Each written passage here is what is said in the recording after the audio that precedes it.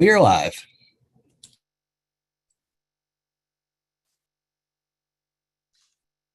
Good morning, everyone. It is Wednesday, April 6, 2022. The time is 9:30 a.m. I'd like to officially call to order this meeting of the Joint City County Planning Committee.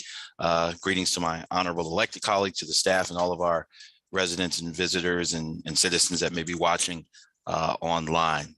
I'm going to ask the clerk to please call the roll.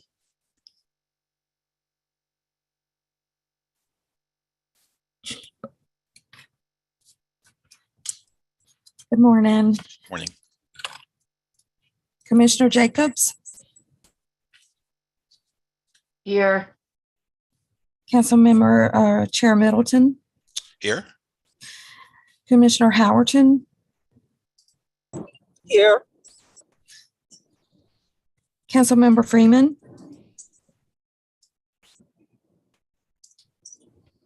Present. Councilmember Caballero,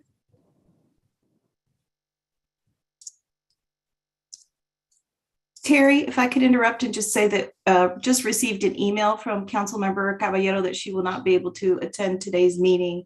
And so that means that Councilmember Williams can step up from alternate to a full voting member today if he's here. okay. Commissioner Vice Chair Burns,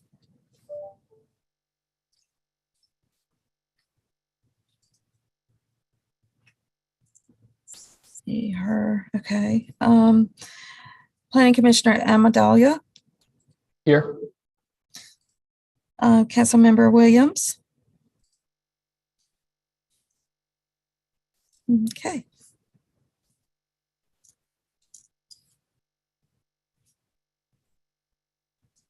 We have 5 present. We have crossed the threshold for quorum. Is that correct?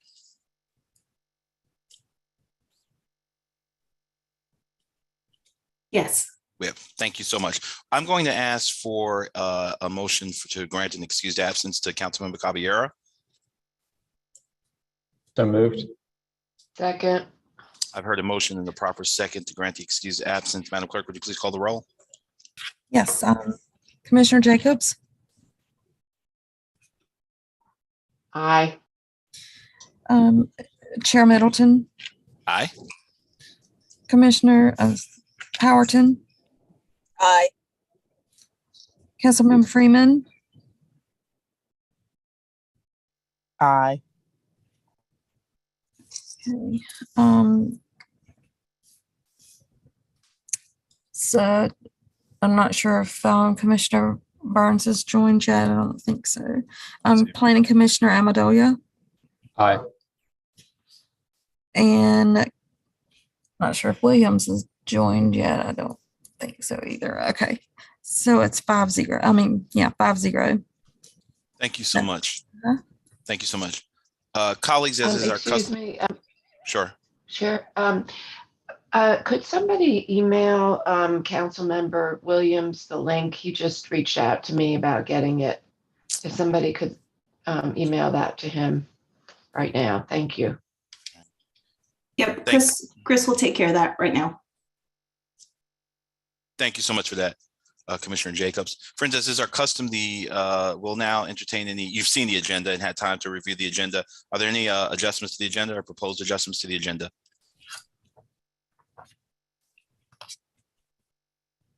There's none from staff. All right. Hearing none, I'll now entertain any colleagues for announcements for the committee.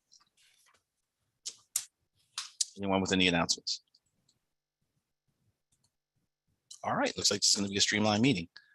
You had opportunity to, I trust you've had opportunity to review the minutes from our February 2nd, 2022 meeting. At this time, if there are no adjustments or amendments to the minutes, I'll entertain a motion for the approval of the minutes from the February 2nd meeting.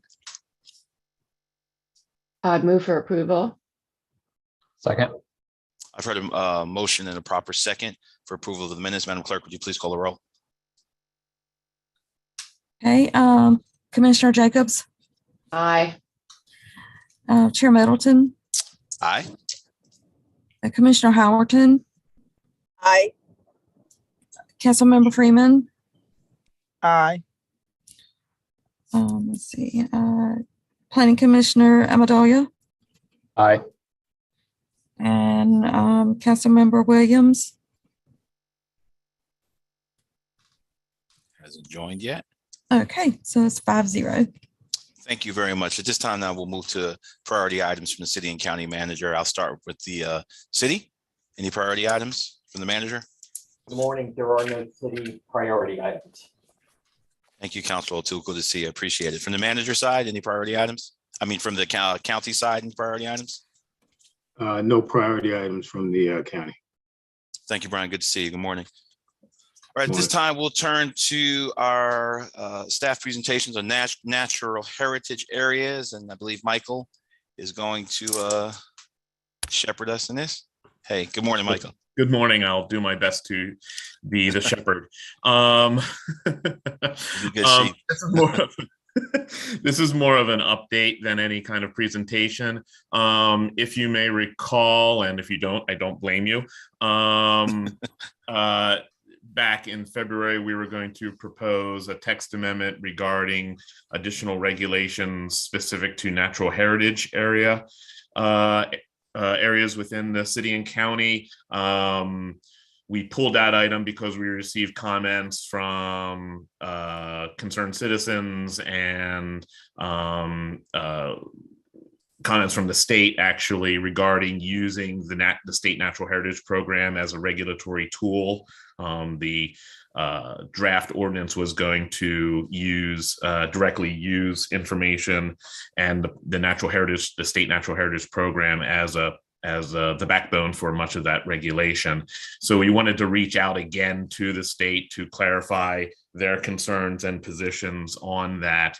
And we do have a representative from the state natural heritage program, Misty Buchanan, to answer any questions if you'd like. But in short, after speaking with the state, they were very uncomfortable with their program being tied in a very regulatory way to their program to be tied in any regulatory way, and thus and we're not going to be supportive of the proposed amendments. Thus, staff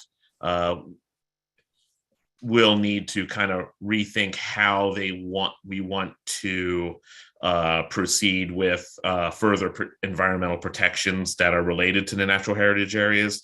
The biggest or the most prominent route would be to utilize existing open space area plans. However, those are very old plans and need to be updated. So before we can tie any specific regulations to those, we need to provide some updates, primarily the mapping of those, because some of them were, one plan was done back in the, so I'm thinking late 80s, early 90s, and the maps are just very generalized. So we are not going to move forward with regulations that specifically tie requirements to natural heritage areas, thus putting the state program in a regulatory or an uncomfortable regulatory role that they are not supportive of. And then we just wanted to provide that update. If you have any questions about that specifically for the state program, again, we do have Misty Buchanan here to answer any of your questions. Thank you so much for that, Mike. Good morning, Ms. Buchanan. Thank you so much for being with us. I did have a question, and Mike, you used a phrase that my question kind of is animated by it. I guess let me just ask. I guess my question is the discomfort on the part of the state tied to any actually bright red line statutorily, or is it their discomfort we're just uncomfortable with? I guess I'm just wondering where the legal parameters are for us. Is this a legal problem, or is the state is this an interpretive issue and the state's just not comfortable? Does that question make sense? Well, I'll speak on the city side of things, and I'll let Misty answer for her state stance. But I did inquire with the attorney's office, and they and Don O'Toole in particular, and we reviewed the issues that were brought up, and we didn't see a legal issue on our side of doing it, but we wanted to respect the state stance. And we didn't want to propose any regulations that the state wasn't going to support, at least that State Department. So that's where we basically landed. But I'll let Misty take over from the state side of things. Absolutely. Good morning, Misty again. Good morning. And I just want to begin by saying thank you for your interest in protecting the natural heritage areas. The natural heritage areas were developed under the State Nature Preserves Act. And the purpose of the Nature Preserves Act is to establish conservation areas that will protect our natural heritage for future generations. And based on information that is gathered by the Natural Heritage Program during our inventory of natural areas across the state. And the Nature Preserves Act specifically says that the inventory data is to be used to establish voluntary conservation agreements. And so we take that voluntary word very seriously in the Nature Preserves Act. And it also indicates that the use of inventory data that is not consistent with the Nature Preserves Act is prohibited. So those two phrases together make us feel like it would not really be consistent with the Nature Preserves Act to use the natural areas in a regulatory framework. But we very much support voluntary protection of our natural areas, and we would welcome the opportunity to work with Durham and landowners to protect their natural heritage areas. Thank you. Thank you so much for that, Misty. And let me be clear, I in no way intended for it to sound antagonistic. It really was a question about a language, and we're all on the same page. We want to preserve our natural heritage for ourselves and posterity. So same team. Thank you so much for that. Colleagues, anyone else have any questions or comments? Commissioner Jacobs. Thank you. Yeah, I mean, I think this is a very important issue, and I guess I'm concerned about how we prioritize being able to take some type of action on this. You know, as we are updating our comp plan and our transit, at least the Durham side of how we use our revenues, you know, I think that one of the issues, at least I hear a lot from residents, as we are looking for more and more parcels of land to build housing on, and we're doing more and more infill development, which a lot of times is some of the environmentally sensitive land that's left, the hardest developed land. I'm just worried that if we don't have something that's really up to date to look to, that we are kind of in a race against time to a certain degree. And if we can't use the natural heritage area designations as part of that, I'm wondering what can we do? Do we need to add into this year's work plan, doing our own inventory and allocate resources for that? And also my other question is there a way legally for us to create our own regulatory tool, you know, that doesn't, you know, that uses, you know, that we can use the natural heritage areas to help us with that, but we call it something else, or we create our own natural heritage area plan, if it has to be part of our own plan, and just call it the Durham County Natural Heritage Area Plan. I'm just wondering, what are some of the quick workarounds, because I think this is very important. And I didn't see in the work plan any kind of specific, it said that the work would be done by the end of 2022, but I didn't see any specific allocation of funds for a plan. So just wondering what the solutions are for this, because I consider this very important. So I think everything, and I'll start off, and I'll let other staff jump in if my answer is not as complete or expansive. There are a couple things that are already happening now. Again, the comp plan is going to provide additional policy towards those issues. We do already have a lot of robust environmental regulations in our UDO currently, our floodplain ordinance, the stream buffers, those kinds of regulations, which in many ways are beyond or exceed state minimums.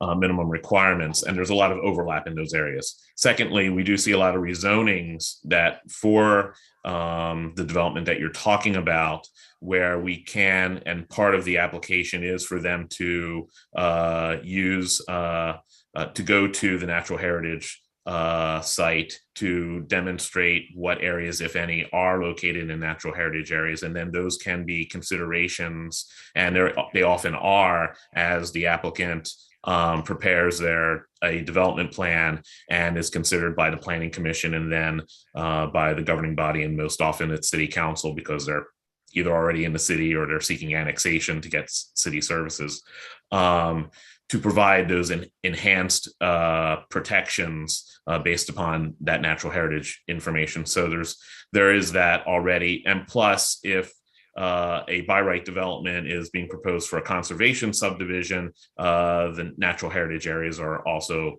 part of those conservation areas too, if they do exist on the site. So there are some already. I can't speak to the work program itself, but I do know that we are looking to, one of the strategies is to basically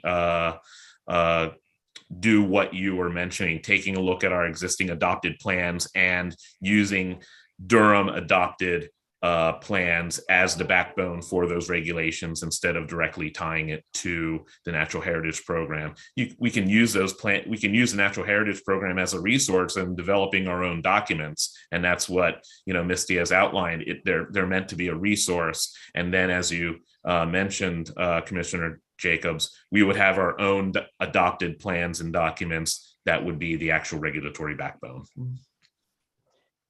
So I appreciate what you said. I mean, I just want to point out that one of the things that's in the natural heritage areas is things like rare plants and things like that. Those are not going to necessarily be included in our normal types of buffers and things like that. And I'm just wondering, is there also a way to say that if there is a natural heritage area right now, does it trigger a more detailed kind of analysis? Is that something that we could look at? And I'm still going to stress that I want to make sure that we have the resources in the work plan to do this adequately and in a timely manner. So I'm not sure that we do have that, and whether we need to have money for bringing in outside people to help us with this, because I think the last natural inventory that was done for Durham County was like 40 years ago or something. I mean, when was the last natural inventory done? It was done a long time ago. I believe it was 99. Am I getting that date correct? Yeah. Okay. And that was incorporated into the natural heritage program, the state program. Okay. Yeah. So, but still, it's been a long time. Okay. Yeah. I'll stop there and let others chime in. Well, Commissioner, thank you for those very important questions and observations as well. And I'm sure we will lean in together with staff to look for those workarounds, those Durham workarounds that we're so famous for. I think Councilmember Freeman, were you seeking recognition? This item is slated for 10 minutes, but I don't want to stifle any, it's not an actionable item on our part, but I don't want to stifle any questions or comments. Councilmember Freeman, I thought I saw your hand up. Did you? Yes, thank you. I just had one question, and I just want to know the impact this might have, if any, on the heron rickery that we've been discussing.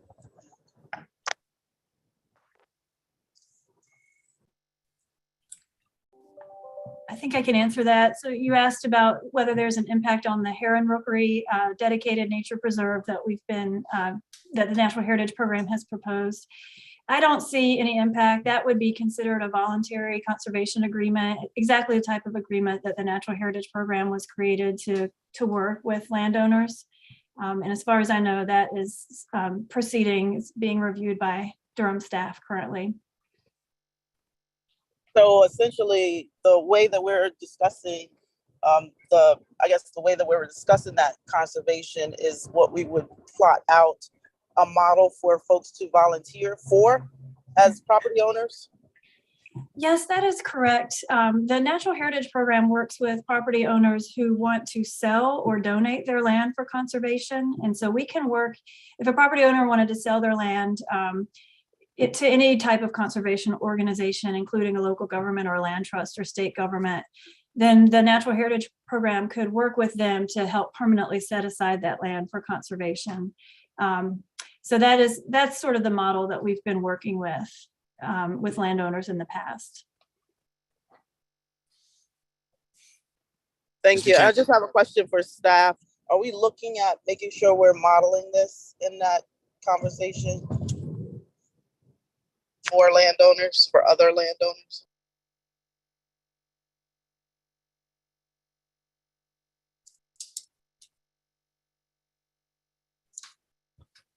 Staff, did you hear the question? There you go. Yeah, I'm trying to, good morning, everyone. Sarah Young with the Planning Department. Councilmember Freeman, when you refer to modeling this, you mean working with folks to try and get, proactively work to get these conservation easements, correct?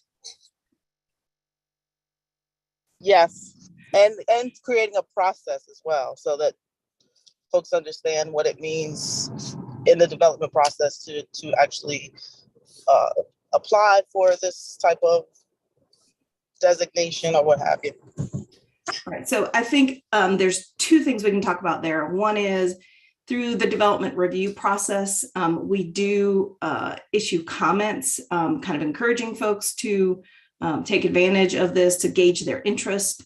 As you know, there is not a dedicated position that works to either acquire or put in place work with landowners to negotiate conservation easements. And that's the position that DOST has requested funding for. So we're hopeful that that position will get funded, and that will give us kind of give the city, on the city side, additional resources. The county already is very fortunate and has those resources in place.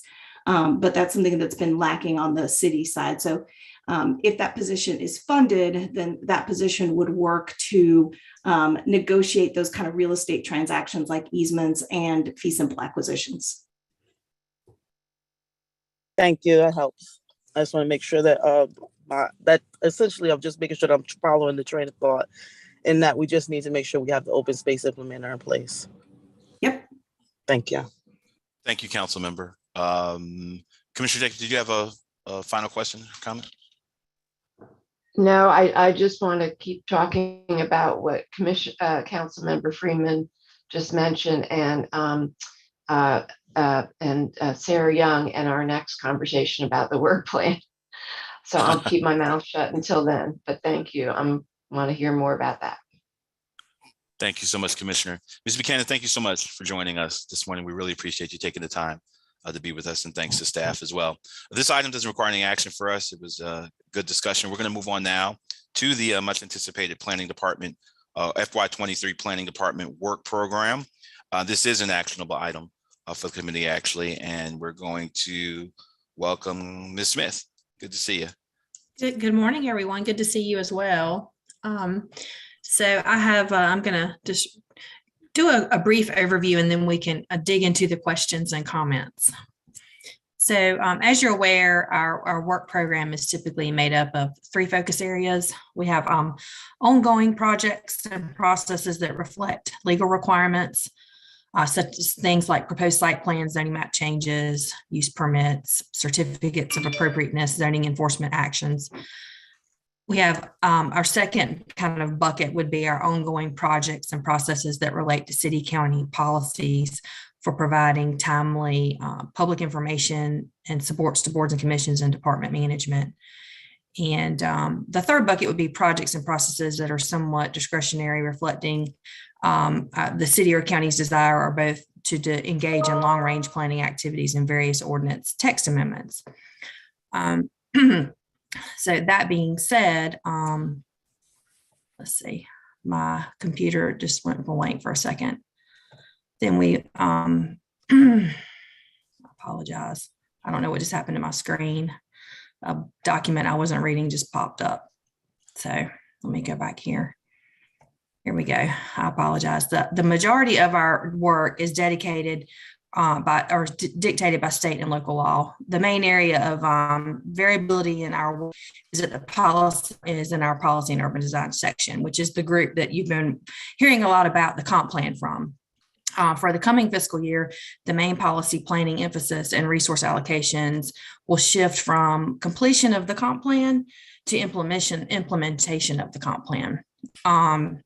Any new additions that that we've added to the work program are noted as new in Part B. One new initiative we're super excited about is the Planning Department Racial Equity and Inclusion Action Plan. This action plan focuses on operationalizing equity into internal and external planning programs, policies and practices. This is an internal work program. We're working on it internally inside our department right now, drafting it to represent our commitment to focus on equity and inclusion in all of our work, not just the work within our department between employees, but also our external work with others in the community. The plan is still being drafted, but so far we have collected key baseline data, begun work on equity indicators, created new hiring and procurement SOPs that center around equity, and some other short and longer term strategies to move towards equity in the planning department. The Planning Commission unanimously recommended approval of the work program on March 8th of this year. Subsequent to JCCPC, the work program will move forward to both Board of County Commissioners and City Council. Thank you, and I'm sorry that I'm tongue-tied this morning. Not at all, not at all. So it's a common affliction for those of us in this work. For me, it is, apparently. Thank you so much. Thank you so much for that overview. At this time, I know colleagues will probably have some questions and comments about the work plan, so I'll entertain any colleagues who wish to engage.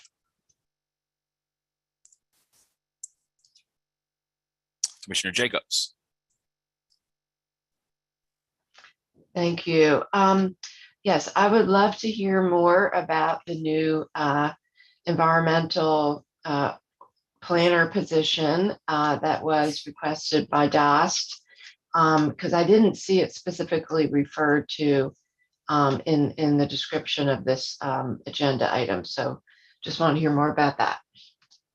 Sure, I can chime in on that, and Scott Whiteman can also probably add more to it than I can. I think he's been a little more involved, but that position, the primary function of that position would be, like I said earlier, it's more of a real estate focused position, right? It's implementing the stuff that we in planning don't implement from the open space plan. So for instance, what I mean by that is, we currently look at, when we get development proposals, we compare them against open space plans, we make comments, we try and make sure that where there's room for some negotiation, like Mike mentioned earlier, through rezoning cases, where we can see if folks are willing to proffer things in excess to protect certain areas, we do that. However, where we fall short, because our role in planning does not cover real estate transactions, is in the acquisition, the negotiation of easements and the acquisition of fee simple property. So this position is really intended to fill that gap, and would most likely, now the decision has not been made, I think, by the city manager's office as to where the position would reside. But our recommendation is that the position reside in general services, because they have a real estate division. They already negotiate other types of easements. They have professionals that know how to work in that space and complete those transactions. We don't. So we would work and partner with this position, but this position would not be in the planning department, because its focus is really at kind of real estate transaction, which is where our gap is. The county has great staff that are well-versed in that and have done that for a long, long time. So this would be kind of a similar, almost a mirror position to the county's positions. but it would likely be in general services. So that's why you don't see it in our work program. We would definitely work with this person, and there would definitely be some, I think, training with this person, like, hey, here's all our open space plans, here's what they cover, here's what we need to be seeking, here's what we already have.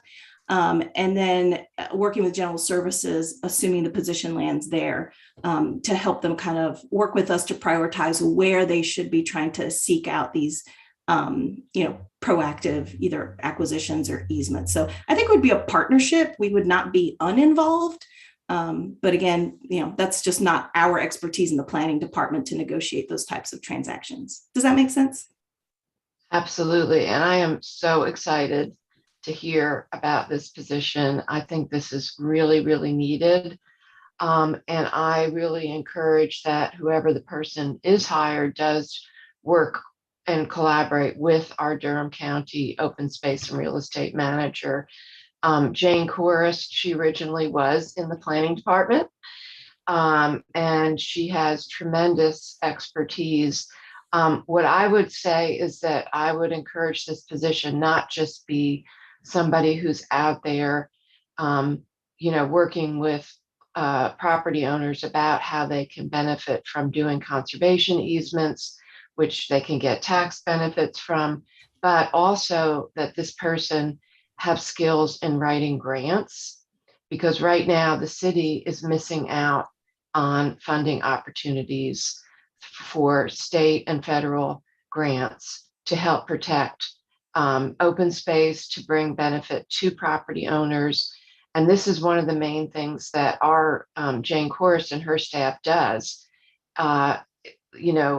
She has brought in millions of dollars of grants to Durham County, and which has benefited our farmers and many property owners in Durham County, helped build wealth with landowners and allowed them to, still own their property, but donate their development rights, but still get the wealth benefit from it, and would save city taxpayers money. So I think that's really should also be something that is, I hope, will be part of this position. To give you an example, I had residents in Parkwood reach out to me because, and you were involved with this, Sarah, because in Parkwood, you've got all this incredible situation where you've got land that is now functioning as a greenway in the Parkwood community because of all these different little pieces. And that is so important, but it's not necessarily protected. And there was a homeowners association that was going to sell a part of their land that is part of what's now acting as a natural pedestrian greenway connecting all these different communities in Parkwood. And they came to me, and I was like, well, this is, and I went to Jane Corris, and she's like, well, this is a city property. This is something that the city staff need to look at. This would not be appropriate for the county, but there's nobody that has that equivalency within the city. So this would be something that would be perfect for this new position to work on and be able to help protect for different neighborhoods. So I'm so excited and that this is happening. Thank you, Commissioner Jacobs, and your counsel and admonitions are well noted, and I'm sure they'll inform the city's decision-making process as we craft this position and develop the job description beyond the title. We don't want to miss out on millions of dollars. Absolutely not. So thank you so much for that. Other questions or comments? We're discussing the Planning Department Work Program. Chair Amendola. Thank you, Chair Middleton. I don't really have a question. I've already gotten to ask all of my questions when this came to Planning Commission, and I've met with staff to discuss the work program. And I just wanted to share a brief comment on it.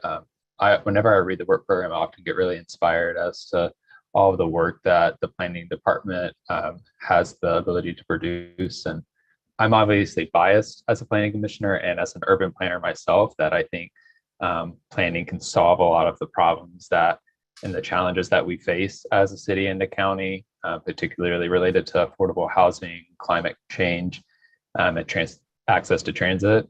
So my biggest lens when I look at the work plan is I start to ask questions about like, okay, this is a great plan. Do we have the funding and the budget to make it happen? And so I know that council and Board of County Commissioners are doing that same work right now. And that's a lot of what y'all focus on. And so I just hope that y'all, and I'm sure you already are, and I hope that y'all continue to engage with the planning department to ensure that they have what they need to fully implement this work program and to continue to expand, to add things to this work program that we desperately need in Durham, but can't currently may not be able to fit because of capacity. So those are all my comments. I appreciate the work from planning staff, and thank y'all. Thank you, Chair Amendola. Let me also note that Vice Chair Burns has joined us. I want to welcome her and say good morning to her. Any other comments, questions regarding the FY23 Planning Department Work Program?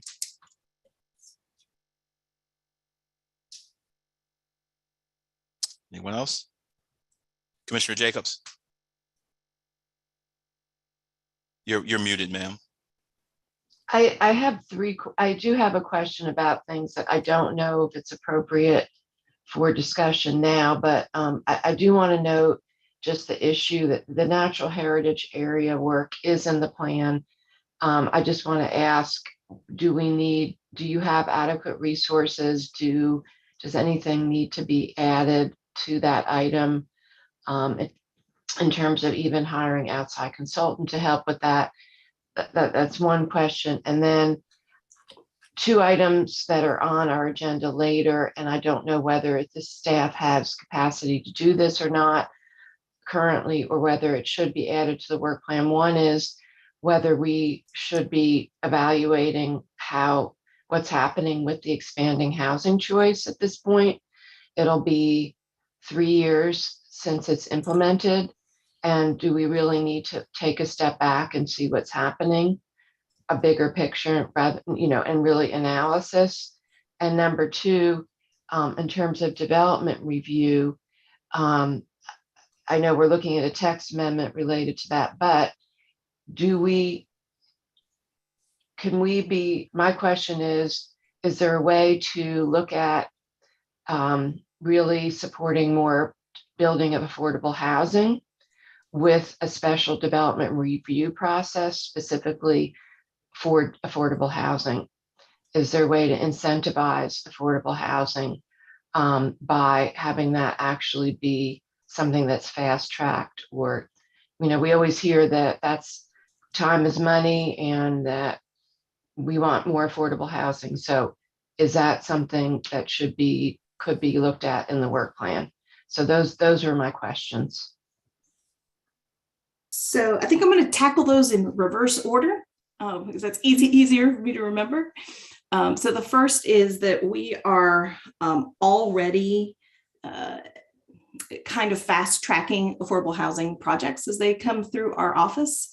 I don't necessarily think that that's something we have not gotten a volume of them yet where I think that it warrants like a separate dedicated process. So we're fast tracking those as they come through on an as needed basis.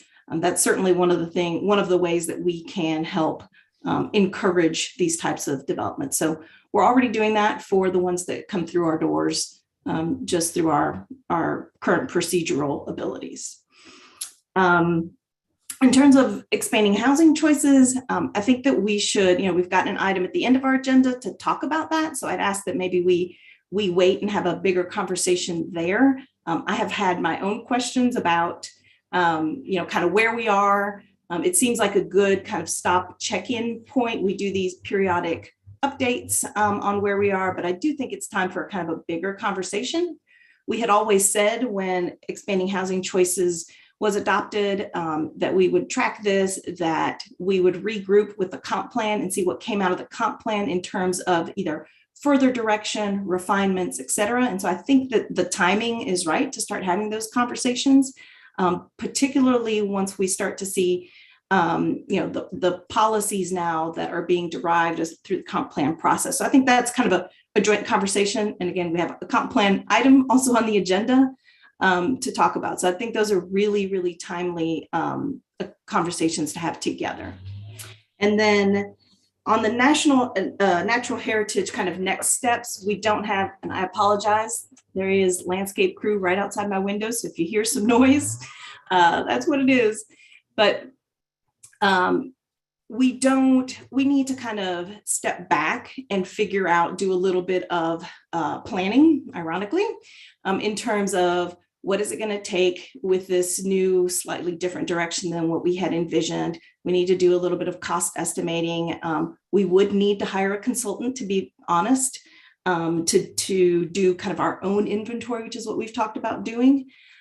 So we need to figure out, what that would cost us and look in our budget and see, what we might have available and what we might need. This has come about a bit late in this year's budget cycle, obviously. So we're trying to kind of catch up and regroup a little bit. That's why I can't really answer today whether or not we're good to go on that or not. So we have a little bit of homework to do. Okay, well, I'm just going to say, please ask for what you need. And related to the development review with affordable housing, I just want to put out there that, I think, well, we don't have a lot coming in right now related to the private sector doing affordable housing, but my question is it a chicken or egg kind of a thing? Maybe we're not getting privately initiated affordable housing because we're not making it easier for people to do it. So I really hope that we'll have a conversation about that in our community. And, we know the public sector can't do all the affordable housing. We need the private sector to do it. We have, I've been in conversations with national, affordable housing developers who are not in our market. And for me, the question is, how do we get them to be working here in Durham County? And I think that we really need to be looking at that. And, over and over again, you hear developers say, time is money, and sometimes it's just the way we're doing things. So I hope we will really take a look at that. Thank you, Commissioner. Anyone else? Questions or comments regarding our FY23 Planning Department work program? Sarah, thank you so much. Just a couple of comments. In reading it's one thing to say the planning department and kind of think of it at this macro universal level, but every time I read these work program presentations, I'm reminded just how the massive amounts of work and nuts and bolts that have to be tended to in the department. So thank you for the work that the shop is doing. First and secondly, there's no doubt in my mind that, well, let me back up and say this. The work program operates at a couple of levels. There's the very practical, real world stuff you do, and then it's part aspirational as well. And there's no doubt in my mind that you will ask for what you need. And there are a couple of tracks running simultaneously. There's the proposed work program, and then there's the budgetary process that's going on right now. And the manager will look at all of these things and kind of balance those two. But shyness is something I would not attribute to your folk in your shop. And I know you will ask for what you need. And I'm excited about supporting, I'll go ahead and telegraph this now, the additional staff for that DOST has recommended. I'm very excited about supporting that. I saw staff development in the work program, some other things that clearly this document is part aspirational, and we're going to need some more help down there as well. But it's a solid work program. I was pleased to see the approval from the Planning Commission, and yeah, I'll just put a fine point there. I think the Commissioner Jacobs raises a valid point about needs in the department, but I also know that you will not be shy about asking for what you need, and we'll see how it works out in the ongoing budget process as well. So this is an action item. If we've exhausted all questions and comments, I'm going to entertain a motion to accept, recommend approval of the proposed FY23 work program. So moved. Second. I've heard a motion and a proper second. Madam Clerk, would you please call a roll? Yes, Commissioner Jacobs. Aye. Chair Middleton. Aye. Commissioner Howerton. Aye. Councilmember Freeman.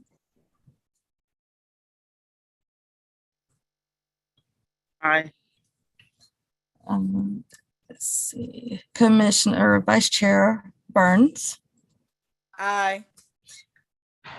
Planning Commissioner Amendolia. Aye. And Councilmember Williams. Aye. Motion passes 7-0. Thank you. Motion carries unanimously. Madam Clerk, just a small housekeeping matter moving forward. When we call the roll, the chair votes first and then the vice chair votes second. Okay. Moving forward, if you would. Thank you. Appreciate you. Thank All you. right. Thank you. Thank you so much, colleagues. We're going to move now to the comprehensive plan update. The ubiquitous comprehensive plan update. What we got? Hello, everyone. Hey, Carl. Good morning. Hey, good morning. Good to see you. Yes, sir. Good to see you. All right. Well, thank you, everybody, and good morning. My name is Carl Kolosna, a senior planner with the Durham City County Planning Department, and I'm a team member working on the comprehensive plan, which we're going to give an update on today. So today we're going to provide an update on our comprehensive plan work. We have some updates and follow-ups from our last presentation on the place type map, including some technical corrections to the place type map and proposed changes to the urban growth boundary. We'll also be giving an update on our process of developing draft policies for the plan, along with a preview of the engagement efforts that we are currently designing for the policies and that will begin this spring. So as a reminder, planning staff continues to seek general guidance on our comprehensive plan work. As a reminder, COVID-19, the recent surge in Omicron variant cases and any potential future surges continues to impact our work. We expect that our work towards more equitable engagement, particularly for this spring phase of engagement on the policies, will continue to take additional time as our community deals with the impacts of COVID. Also today, we are particularly interested in hearing any feedback that you all have on proposed changes to the urban growth boundary. And we'll have an overview of those proposed changes from Scott Whiteman at the end of this presentation. So at your last meeting, we shared a preliminary snapshot of the most recent engagement phase for the draft place type map and guide, and that took place roughly between mid-October of last year through January 31st of this year. As with previous engagement rounds, we have now published a full engagement summary document. This is included in your packet as attachment 1, and that gives an overview of how we designed engagement, who we heard from, including demographic information, and what residents said about both the map and the guide. For those who want to see the full details, we also have included a complete record of all comments received on the place type map and guide, which is included separately as attachment 4 in your packet. The engagement summary itself also includes an archived version of the online place type map, and that will be kept online for anyone to review the comments on the map in detail for the duration of the plan. At our last meeting, we shared an overview of engagement by the numbers, which I'm showing on this slide again for reference. The overall engagement summary provides a more detailed breakdown of the demographics and design from this engagement phase. Although our work on the place type map and the guide is not done, our team is excited to have completed this first engagement phase and to begin working on a second draft of the map and the guide. Much of the input that we received during the map phase also has been helpful input for things that we can address in the comprehensive plan policies as well. And finally, before we move on to discussing the policies, we wanted to briefly mention the technical corrections to the place type map. And those are included in list format in your packet as attachments 2A and 2B.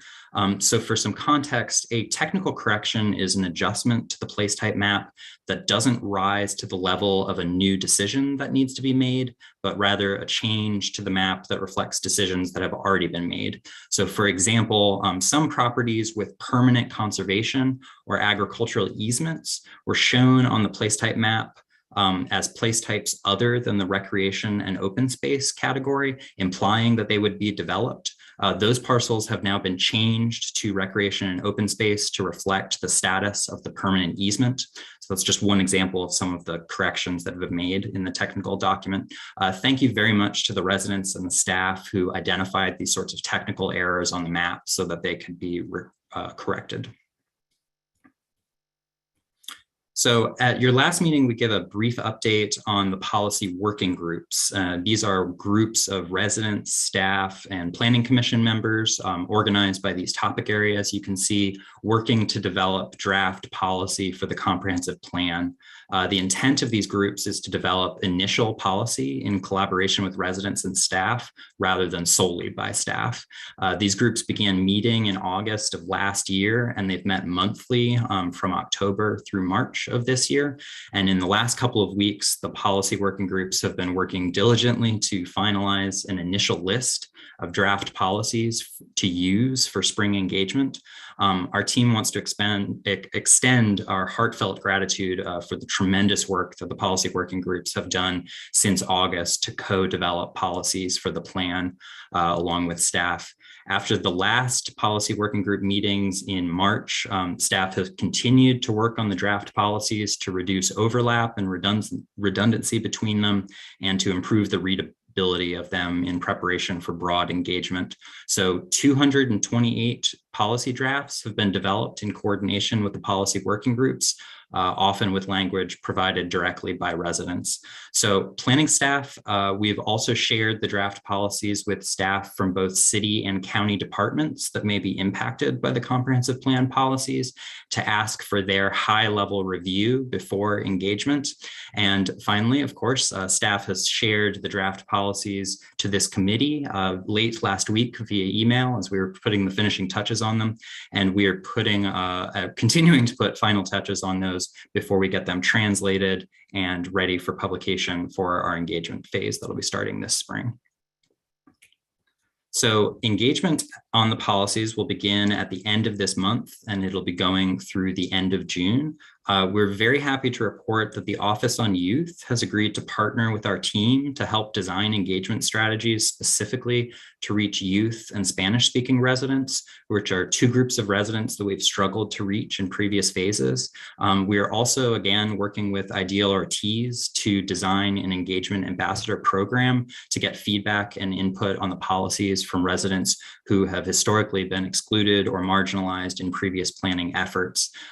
As before, we're also developing online engagement options that will be open to all residents of Durham. So like our engagement on the draft community goals and objectives, this phase is really seeking input on whether the draft policies reflect the needs and desires of residents, how the policies can be revised to achieve that, and how the language of the policies can be made more accessible, and whether there are any ideas or concepts that are missing for the draft policies that need to be added. So at the conclusion of this spring engagement phase, staff will work to organize all community feedback and begin a process of revising the draft policies to be included in a full draft of the plan, along with the revised place type map and guide.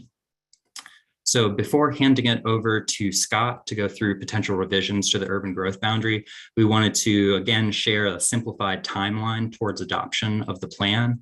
As discussed, we will begin our engagement phase on the policies this spring, and in parallel, staff will be working to develop both the community goals and objectives report card and an implementation list. So the report card will help the community and elected officials assess progress towards the community's vision once the plan has been adopted, and the implementation list will be identifying near-term implementation strategies for the planning department to undertake to put the plan into practice once it's been adopted. Prior to beginning the formal adoption process, we expect to share a complete draft of the comprehensive plan this fall, and that will again include the goals and objectives, a revised place type map and guide, policies, the report card, and the implementation list. So with that, I'm going to hand it over to Scott to go through the urban growth boundary revisions, and I'll be here along with the rest of my team for any questions on the items that I've talked about for the comprehensive plan. Thank you. Thank you, Carl, and good morning, committee members. I'm Scott Whiteman of the Planning Department. I have the honor of presenting the last slide of this presentation to you. If you recall, at our February meeting, we discussed with the committee the potential choices that we might need to make with the comprehensive plan, and if given the choice, would the committee feel more comfortable with focusing on growing in through infill and redevelopment, or growing out with more development on the edges of the city of Durham. There seemed to be general consensus at that time that growing in was more preferable to growing out. And so based on that feedback, and based on some comments, a lot of the comments that we heard during our place type map engagement, and some specific feedback we heard from city and county departments about infrastructure costs, particularly from city water management, the planning staff are proposing some additional changes to our draft urban growth boundary, particularly reductions in the overall urban growth boundary. Some of these areas that we're proposing to be removed include the Arrowhead area in Western Durham County. Just as a reminder, this area is currently in the rural tier in the current comprehensive plan, but it was proposed in the initial draft urban growth boundaries, since it can be served by city water and sewer and city public services. However, we received quite a few comments about this area with our place type map engagement from folks who wanted to keep it outside the urban growth boundary, the kind of equivalent of the current rural tier. We also learned from city water management that what would be needed to serve this area with city sewer would involve some really expensive improvements to the existing sewer system. And so based on that, staff would recommend that we not add it to the urban growth boundary. There's several other areas around on the edge of the developed area that we'd also recommend removing, because they would also require expensive sewer improvements. These include some areas northwest Durham along Umstead Road, some areas along Snow Hill Road, several areas out in far east Durham, and one particular area in southwest Durham. And I know this map on the PowerPoint is a little hard to read, so if any of the committee members are interested in a particular area, we could pull up a PDF map after the presentation and zoom in to look at it more closely. So based on that, the current comprehensive plan would reduce the overall kind of growth area of Durham by about 13 square miles, which is a pretty small percentage of our overall current urban growth boundary. But just as a point of reference, that's about the size of the town of Clayton.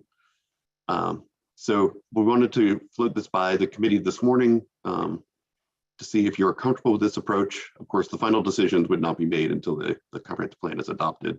But if the committee is comfortable with this approach, we'll show these revisions on our next draft of the place type map, and have it for not the next round of engagement, which is for the policies, but for the final round of engagement for the full draft plan. So with that, we're happy to answer any questions about that in particular, or any specific questions you all have on the urban growth boundary.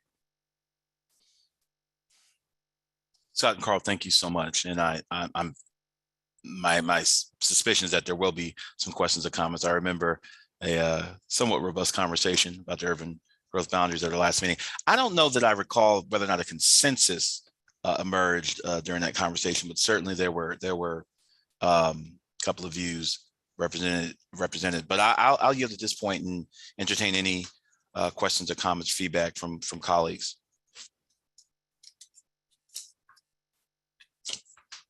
Commissioner Jacobs, go right ahead. Thank you. I support what the staff is bringing forward. Durham County is not very big land-wise, and we're already dealing with, I know each of us is sitting in the county with issues like how expensive it is to invest in our infrastructure, like our pump stations. We are going to spend about $30 million to increase capacity at just one of the county pump stations. But I think it's also an issue related to, smart growth practices, not encouraging sprawl, and investing where our transit corridors are going to be. When we build around the fringes, we're also increasing traffic. And some of the land that's really left around the fringes is where there is environmentally sensitive areas. And so we need to build smarter, we need to build denser, and we need to build in accordance with our things like our 2050 MTP. When we're thinking about where we put 150,000 more people in the next 20 years. And it needs to be aligned with our transit investments. So I appreciate these revisions, and I support them. Thank you. Thank you, Commissioner. Anyone else? Chair Amendola. Thanks, Chair Middleton. I have a few questions as well. First, I remember this came up, I think, when we reviewed the place type map the first time, and I know it came up at the Planning Commission retreat we had on the place type map of there being folks that viewed it as a land use map and not a place type map, and suggesting that we need something a little bit more high level to get at that place type, kind of more on a neighborhood scale. My assumption is that when we look at this in May, that some folks might raise similar questions and bring that back up. And so I'm just curious how staff has thought about that question and looked at addressing it through continued revisions. Yeah, thanks for that question. So we're trying to incorporate as much of the Planning Commission's feedback from what we got from the last retreat as possible, particularly looking at ways to make the place type map less granular, and to try to find some ways to kind of show generalized policies at a much at kind of a higher level. So we can talk about that at least some of those at the May retreat. We also want the May retreat to focus on the policies, since that's kind of our focus at the moment. But I do want to reiterate, the place type map is a land use map, so that's what we're going to use it for. So there may be some disagreements among the commission to exactly how that would look, but really that's our intent, is to use it as our land use map in the future. That's helpful. No, I appreciate that context. Okay, my next question, and this is probably something we can continue to discuss, but tenants' rights has become an increasingly important conversation in Durham over the past couple of years. In particular, we're seeing increasing trends of developers coming in and purchasing existing apartment complexes and hiking rents up dramatically. I've had friends tell me about people coming in, purchasing their apartment and proposing $600 increase in rents, $300 increase in rents, until receiving pushback from tenants. And I am aware that the General Assembly limits our ability to do as much as I think a lot of folks in Durham would like to do around tenants' rights. And I'm curious if that has been considered, if leverage points we have been considered getting added to the policy goals that we have, and if there are avenues that staff have thought about, or if it's even appropriate to kind of like put in these policy goals.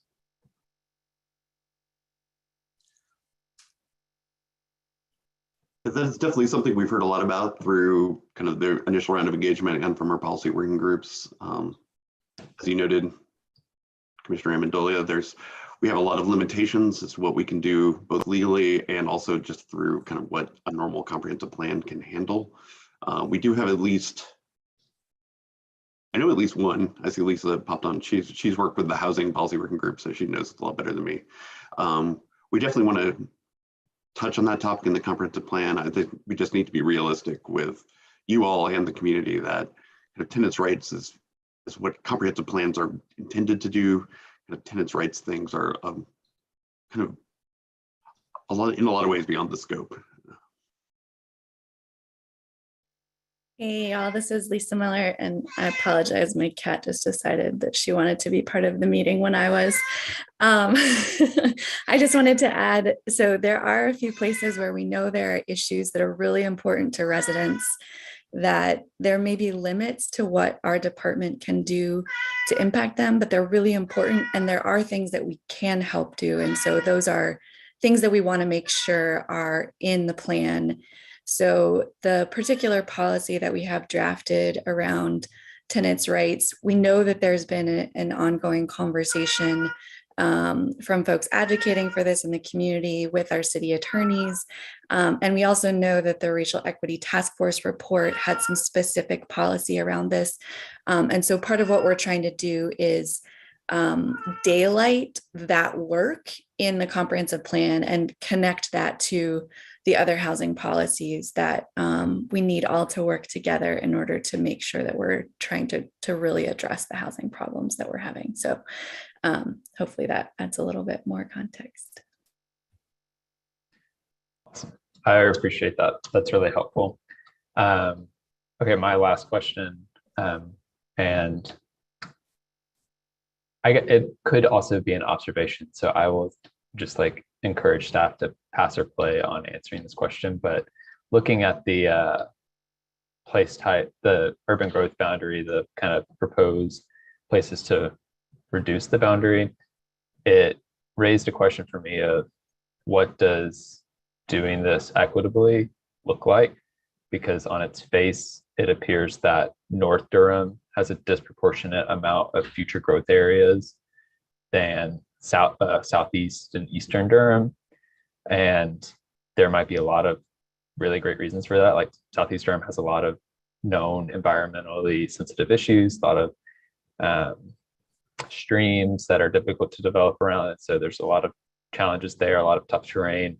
And so I think, yeah, it does raise questions for me on how is that conversation being had? And if y'all have any insight to provide on why North Durham is more appropriate to develop than Southeast Durham, happy to hear that. But yeah, it was just kind of an observation that came to my mind just looking at the map. Yeah, that's a good question, and I may pass on some of that, but I think the one important reason why there's a lot more what's designated as future growth areas in North Durham, and just a reminder, the future growth areas are areas that they're kind of in the urban growth boundary, but we want to phase the growth in those areas till much later when the infrastructure is in place. And so, I mean, we could be looking at 10, 20, 30 years before that happens. But in the two areas in North Durham in particular, there are a whole lot of half-acre lots on well and septic systems that were developed in the 60s and 70s when we did not have very good regulations on those. And so at some point, we could be looking at having to provide public water and sewer to those areas so we don't have a social and environmental disaster.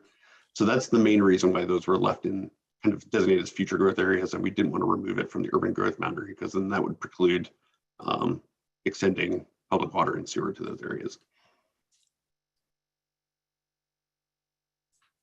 Those are all of my questions, Chair. Thank you, Chair. Anyone else?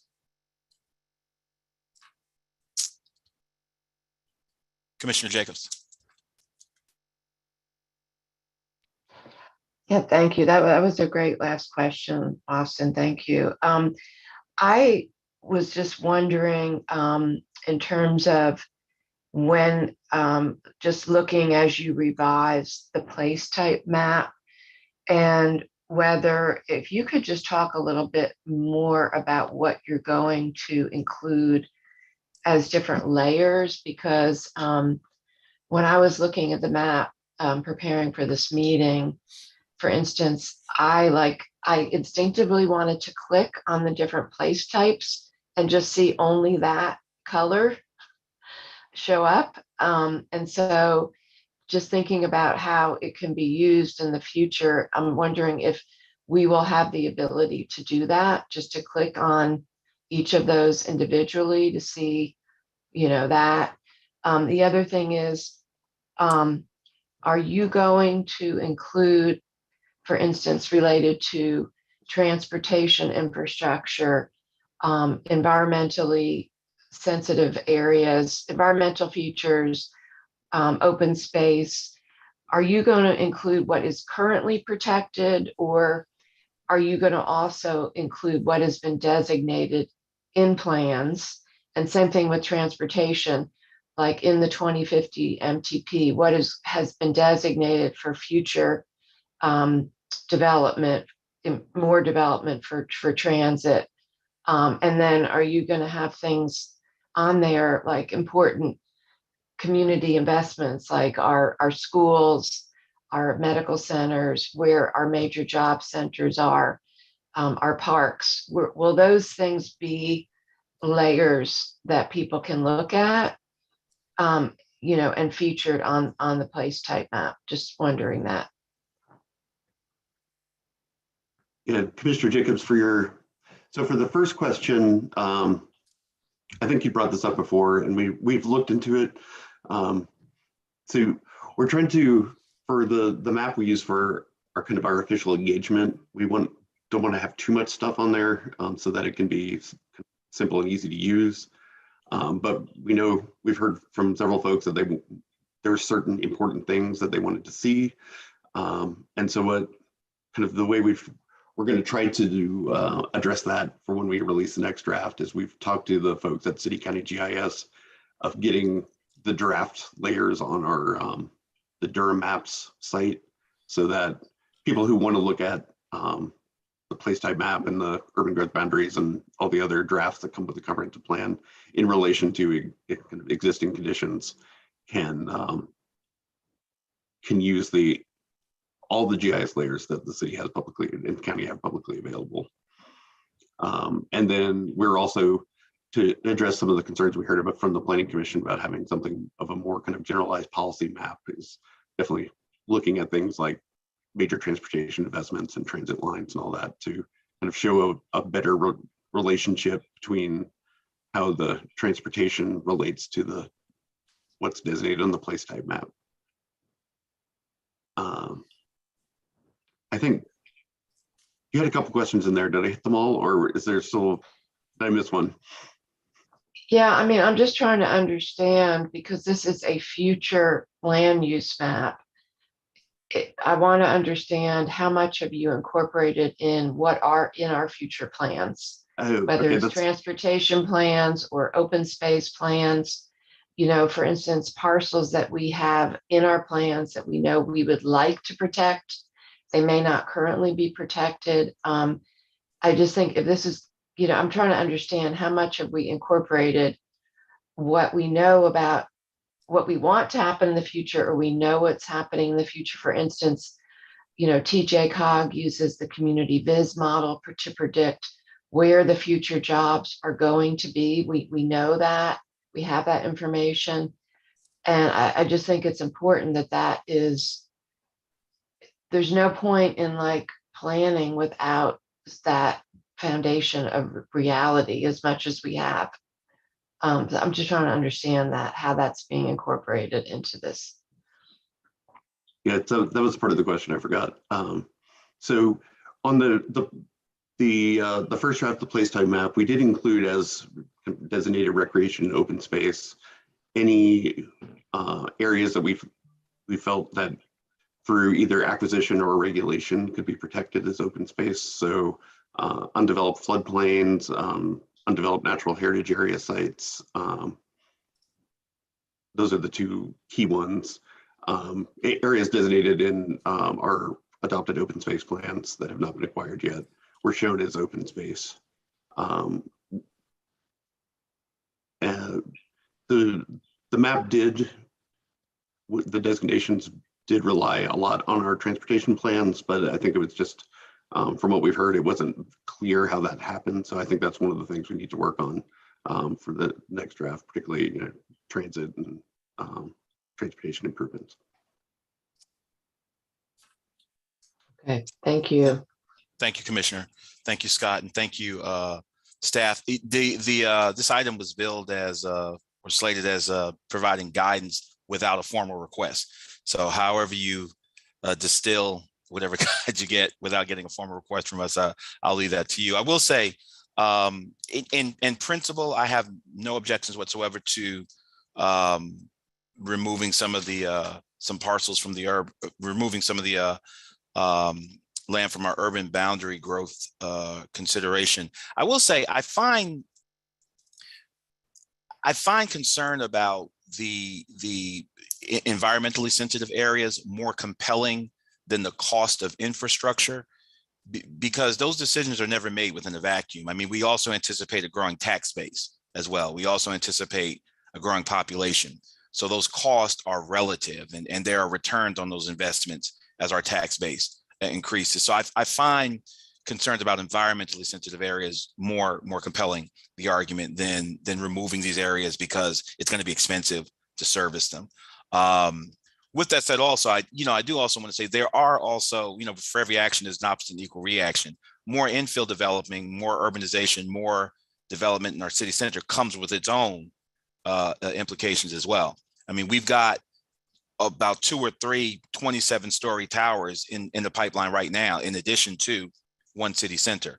And as I said, our last meeting, two things that people don't want is height and sprawl. Other than that, everything's fine. And I know we can go, we can just do 12 stories, but at some point, if we're going to have to decide to go higher in order to accommodate our growing population, which brings its own set of issues, from noise to pollution to congestion to even soaring prices as well. So there are no panaceas here. As I said, I fully support taking the areas out of the urban growth boundary, but I do want to just put that caveat or admonition that with infill development comes its own set of challenges as well for a growing city. And I'll leave it at that, but great report as always. And I thank the staff for it. As I said, this is a non-action item. So you take whatever you've heard from us today and distill it. I don't know if you need a thumbs up or whatever as to terms of, it seems like now we have consensus to remove those areas from the urban growth boundary, but that's not a formal request. That's just a guidance, if you will. So thanks so much. Friends, with time check, we're slated to go an hour and 55 minutes. I think we can get it done. Our next item is development plan revisions to the UDO text amendment. That's slated to go 30 minutes. And I think Michael is going to quarterback this one for us. There he is. I believe Grace is gonna start us off, and then okay. My apologies. No, that's okay. You didn't know. And then myself, Grace, and Sarah will be available for questions and discussion. Thank you, Mike. That is correct. So we have hey, Grace. We included, good morning again.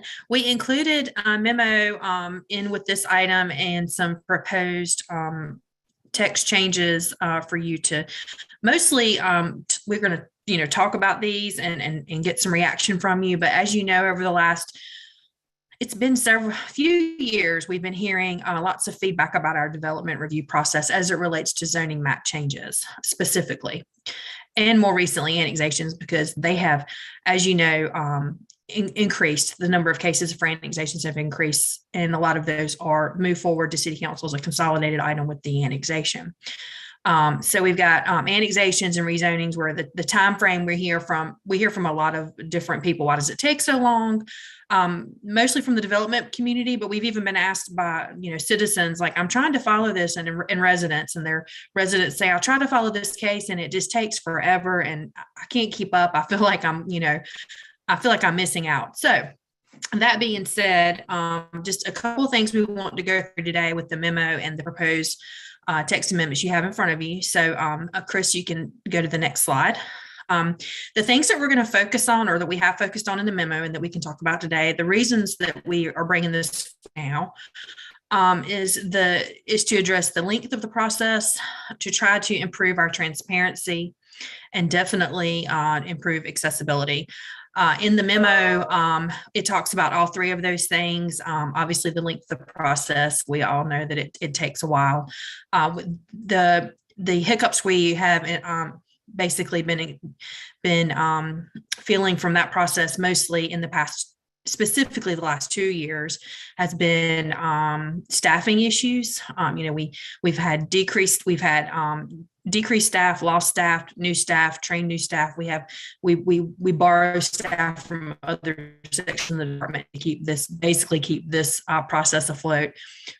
We are really happy that we have 2 new staff members as part of the land use group. We're super excited about Brooke Roper, Brooke Roper and Andrew Lester have joined the group just recently.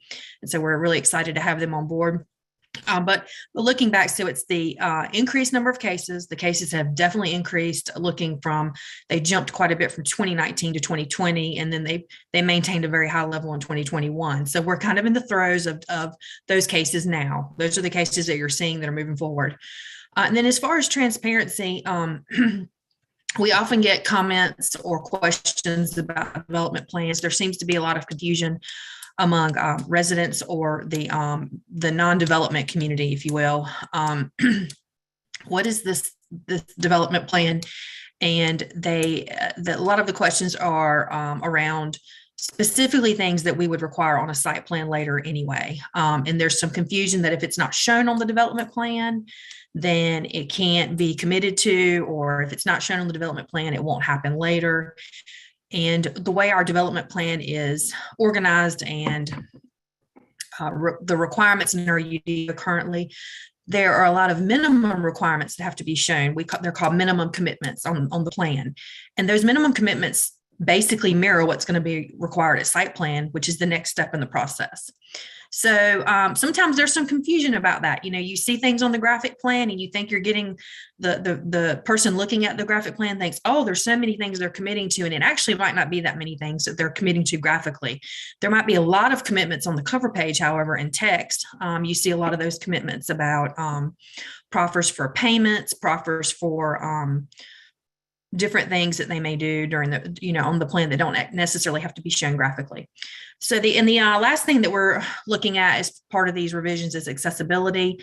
If we expand the scope of what's allowed under our text only development plans, right now you can only use text only to commit to use. Other than that, you would have to use a graphic plan for a development plan.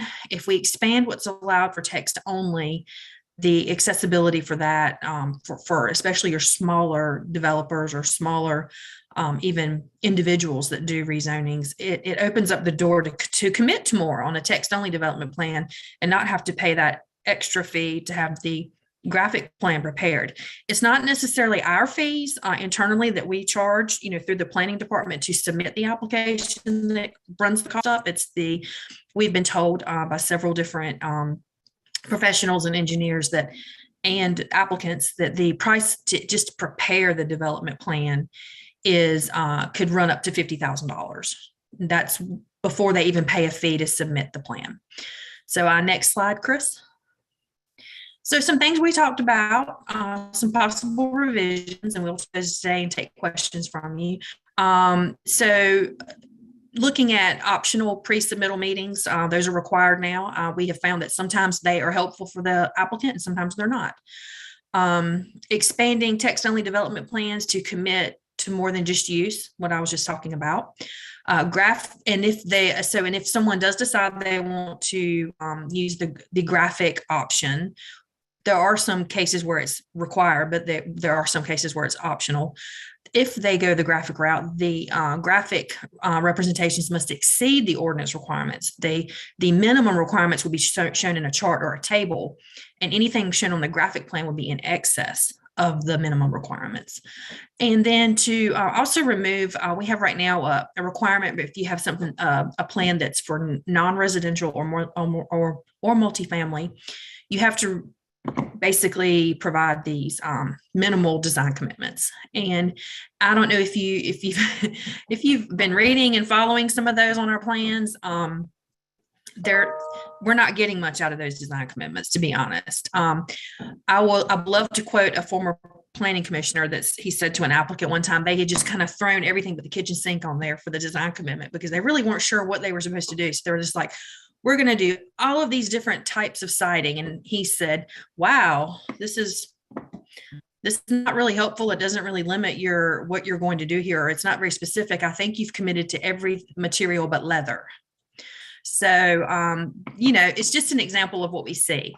So, that being said, we would love to open it up for questions. Mike and Sarah and I are here to have this conversation with you, get your reactions on what we're proposing, but thank you for your time.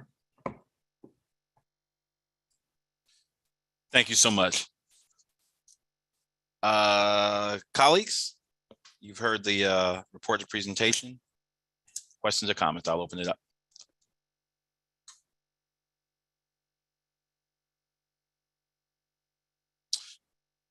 I will say that, Chair Amendola, go ahead. I'm sorry.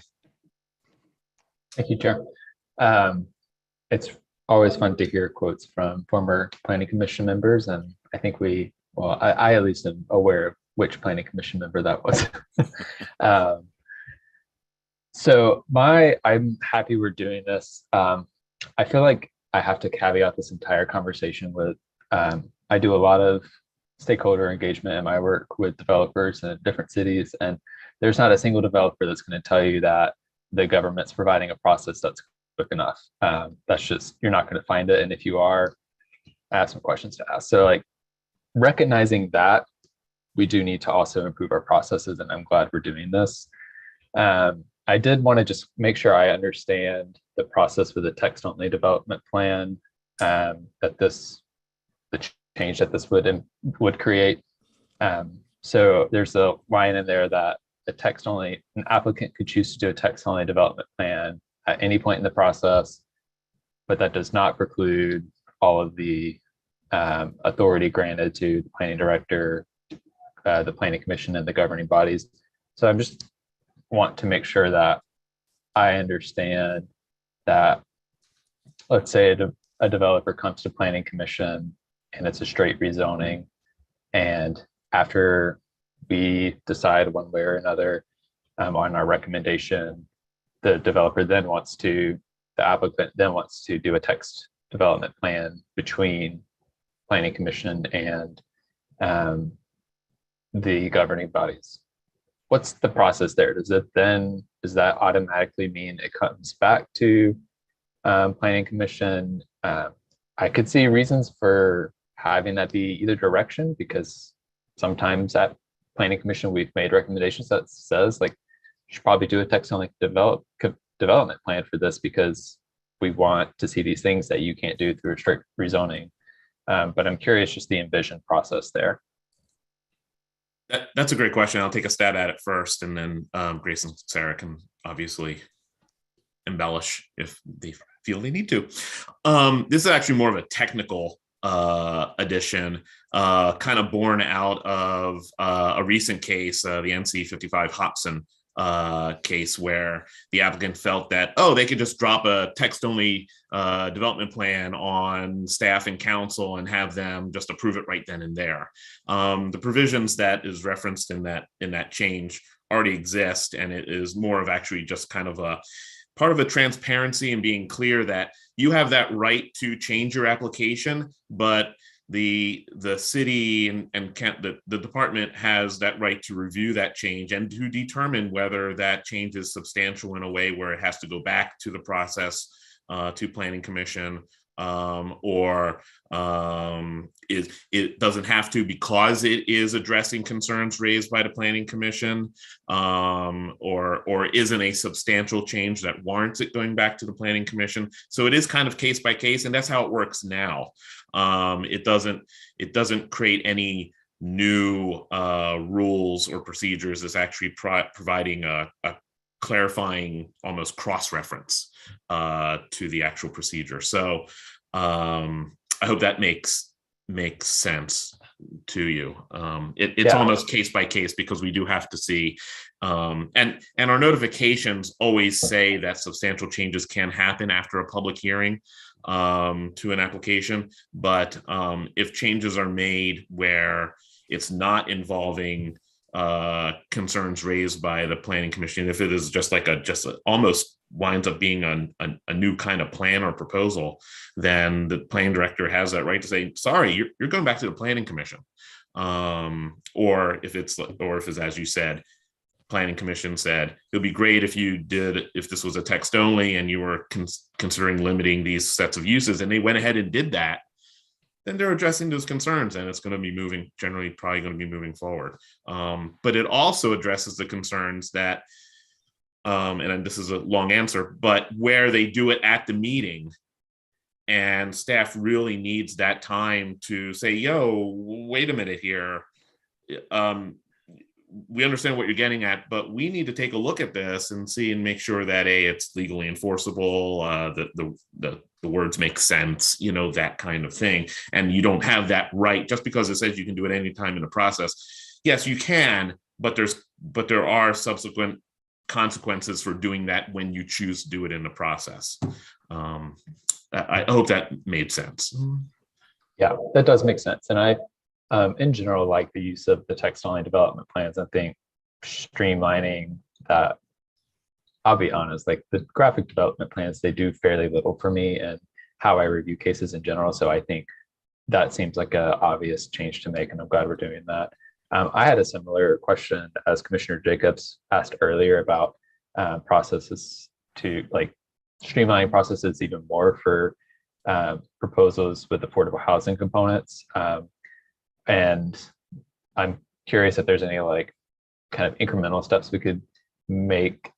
We are starting to see somewhat more affordable housing commitments on cases. And so I'm curious if there's like an element of like, if the applicant proposes 50% of affordable units, can we then streamline the process more? If there's like a threshold that is more than what we are typically getting at this current moment, which is usually 5%, but not necessarily like all affordable, which as y'all mentioned, we're getting fairly little of right now. Well, I think one of the benefits to what we're proposing in this kind of, what's in front of you is definitely not fully baked. We're going to do further revisions, and we'll most likely come back to you with a more, as we do with any of our text amendments, ones that are pretty much ready to go. We understand there might be some additional changes and such, and still needs to go through other kind of technical review. But the idea is that some of these changes where you go to a text only, there's less plan to review. So that in and of itself is going to cut down on the time needed by staff to do any of this stuff. That's one of the biggest hangups, that we do kind of wind up doing this kind of site plan review light, which is very, very time consuming and doesn't get anybody anything, right? So the overall focus of a lot of these changes is to focus the applications on what additional things beyond ordinance requirements are you providing, and doing it either in a text format, which is pretty easy to review. You read it either makes sense, you got to tweak the words, what have you. Again, 99 people can read something and think it's fine, and the 100th person in the room comes in and says it means this. So there's still review involved. And then if needed, graphic plans. But as Grace and Sarah mentioned earlier, we do already consider plans that come in with a pretty good affordable housing component in it. At least recently we started doing that to focus our reviews a little more timely on those. Our turnaround for re-reviews is not that long. It's 15 business days. It can be probably reduced a little bit, but there's staffing and time issues related too with that. Our initial reviews are much longer, but also we're reviewing plans. And there's a lot of other departments that are having a first review at it too. So it's managing and coordinating those reviews. But we do try to do that. As we see more, I would imagine, as we see more initial submittals that have a substantial, and substantial is subjective, affordable housing component to it, then we can adjust accordingly. But we can be nimble just on our own in our process when we recognize something comes in and say, hey, let's give this one, let's move this one up a little bit because it has this, or we get direction from, other administration to move it, to get it done a little bit faster. I would like to just add real quick to that, Mike. Sorry to jump in, but the point that you made about the threshold, Austin, is very interesting, and it's fact a discussion that Sarah, Mike, and I have had about as we move forward and we really start parsing out how we are going to, Commissioner Jacobs said, incentivize these affordable housing applications.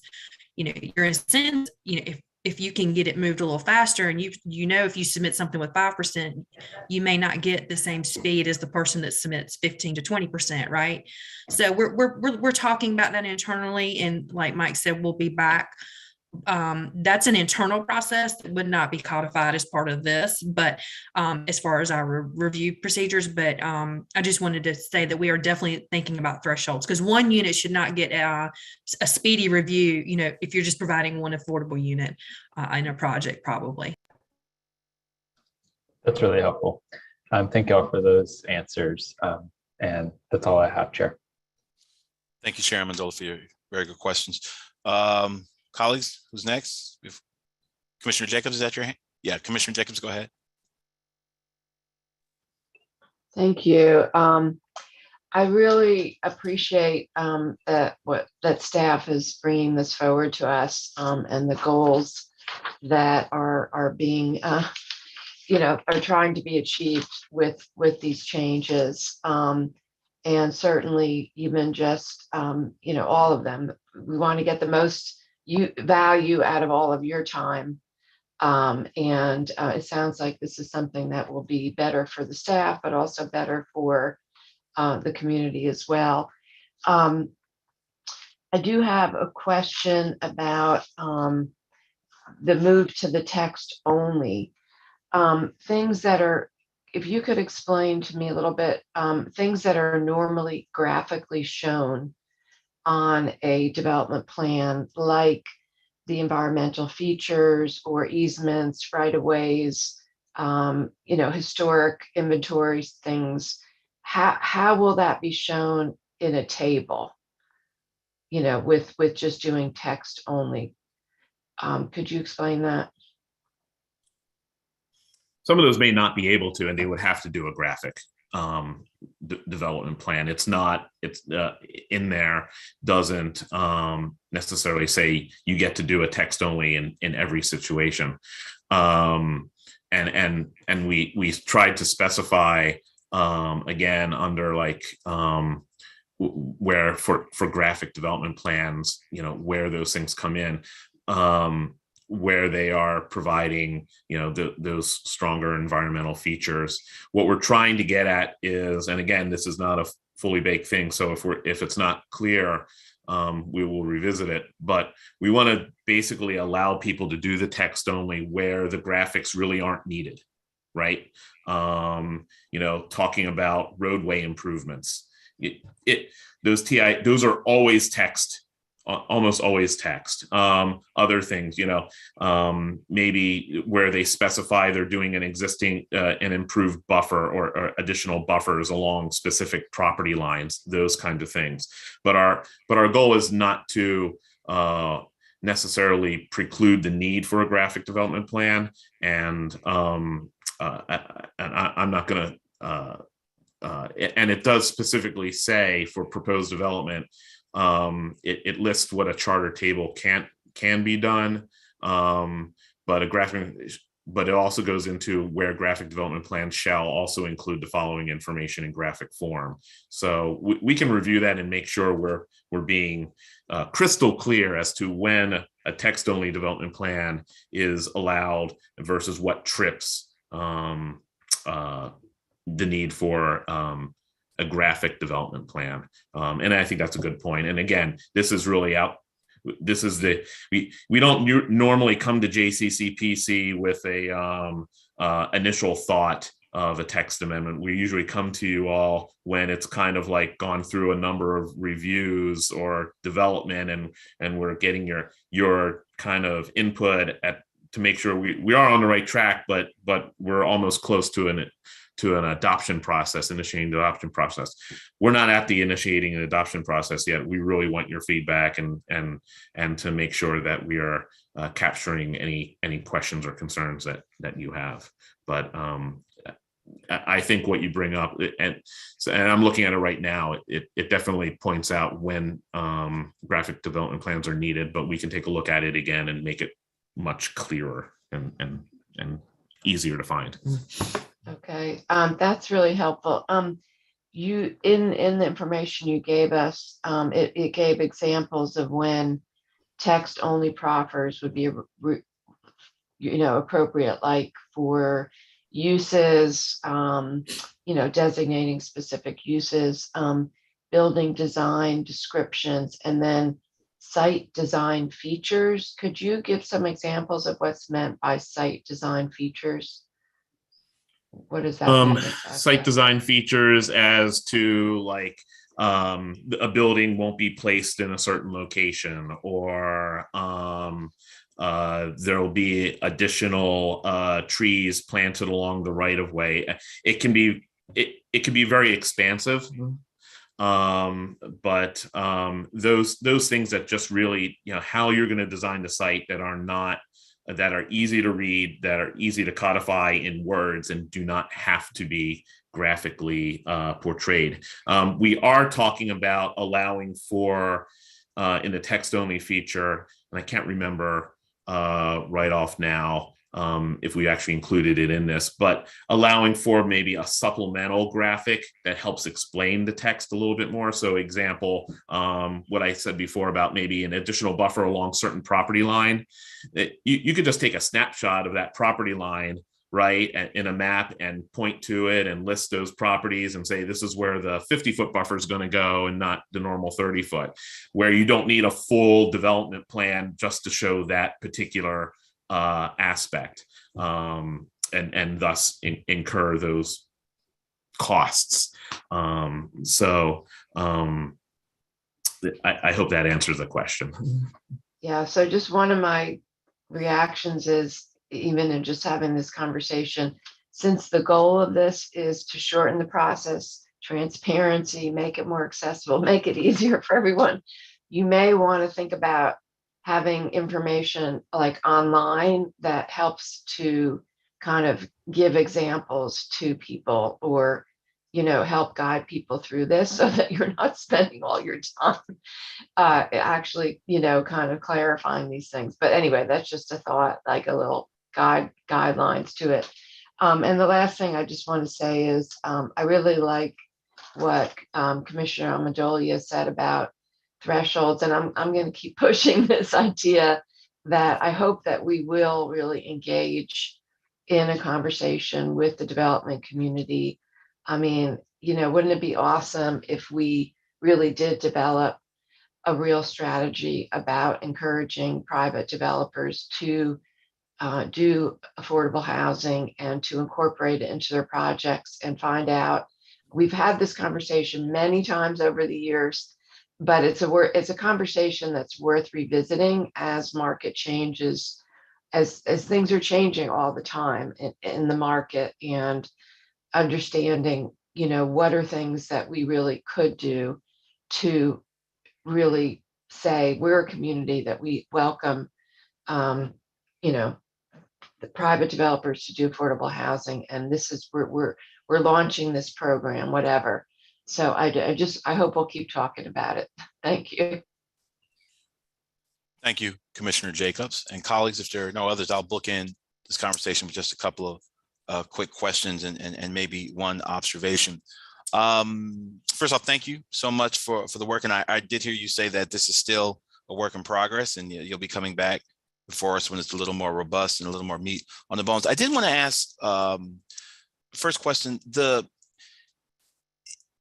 is the pre-application conference, is that one of the areas that is identified as most time consuming, or is this kind of just low hanging fruit? It seems to me that that would be the on-ramp to kind of give a primer on what our city's values are and kind of the environment that they're coming into. What was the rationale behind making that optional? And I'll say right off the bat, I think that's probably one of the places we'll make some changes, and we won't make it completely optional. But you're right, it is an on-ramp to give guidance to applicants about what the city and county are thinking and as policy priorities and such, especially during the changes we're going through with the new comprehensive plan. That's really important. What we have seen, though, is that a lot of our applications kind of like, yeah, they meet with us, and then we still get applications that don't address, it sometimes we're, for lack of a better term, banging our head against the wall with applicants on initial reviews and such. And it's like, and they take a lot of time. Pre-submittal meetings take a lot of time. We offer them weekly. We have to prepare for them. They take up staff time. We talk about them after the meeting with staff. Then we send a summary of that to the applicants.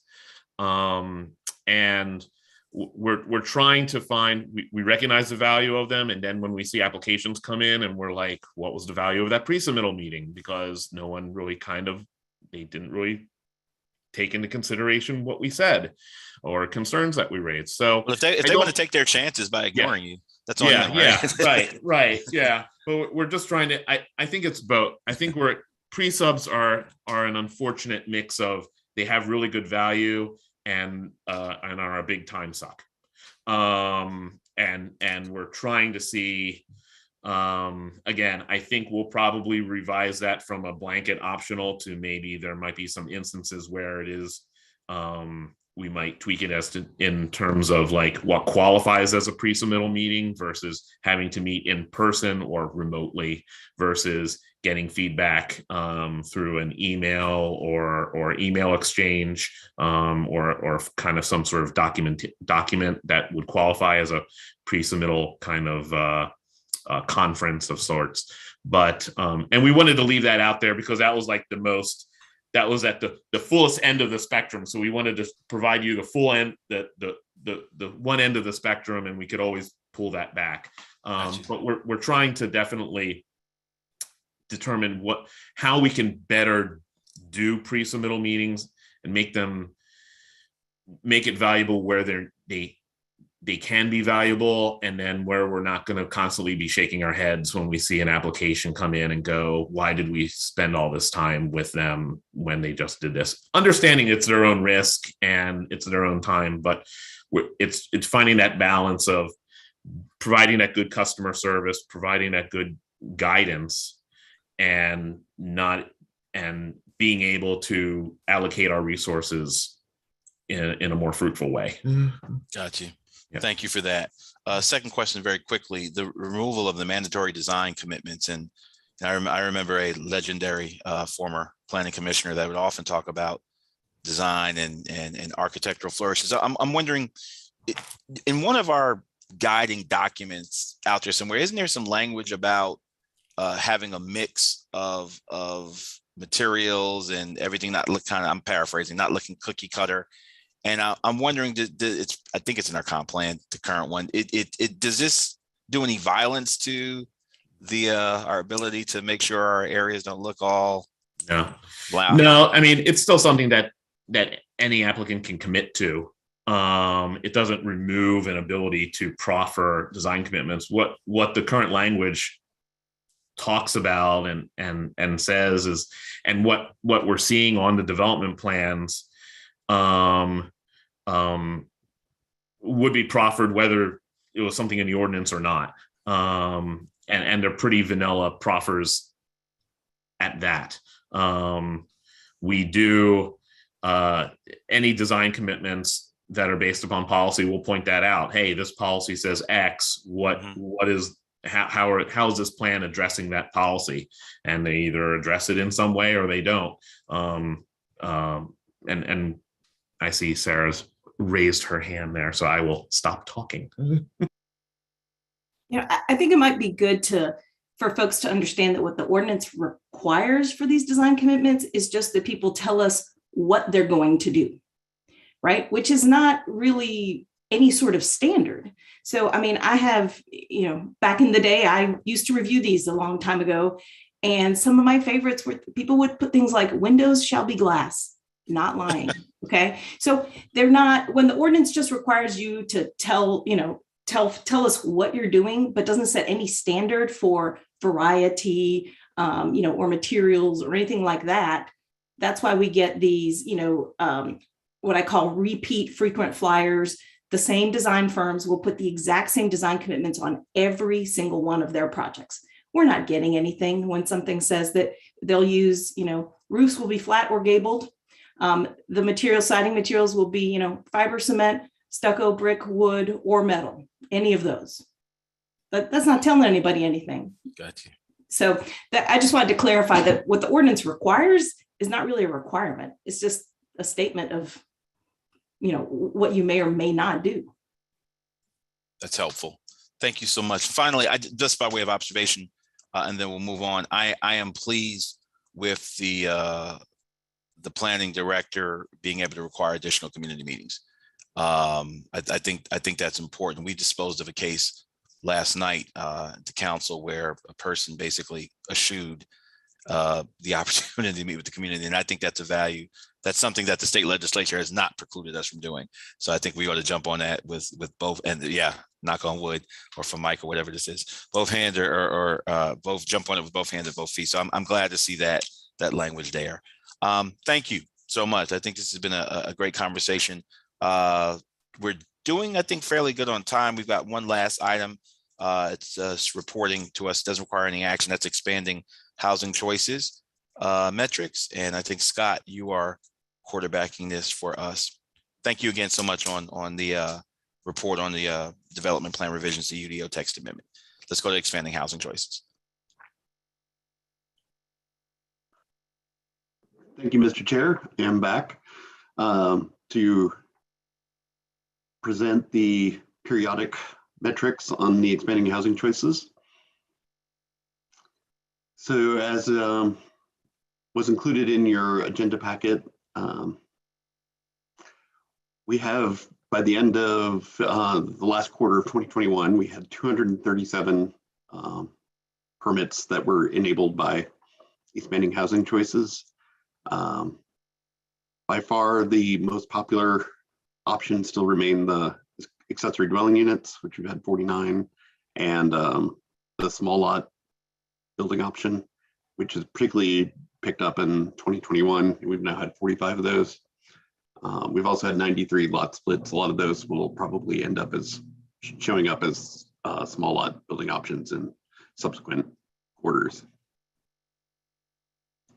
Continue to get, as was intended, the vast majority of these permits in the urban tier.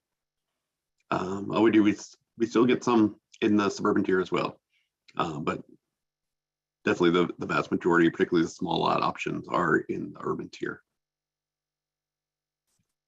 So this is a map of where all the permits are, kind of zoomed into the urban tier. I will say there are a few that are further out, that, but most of them are concentrated in this area.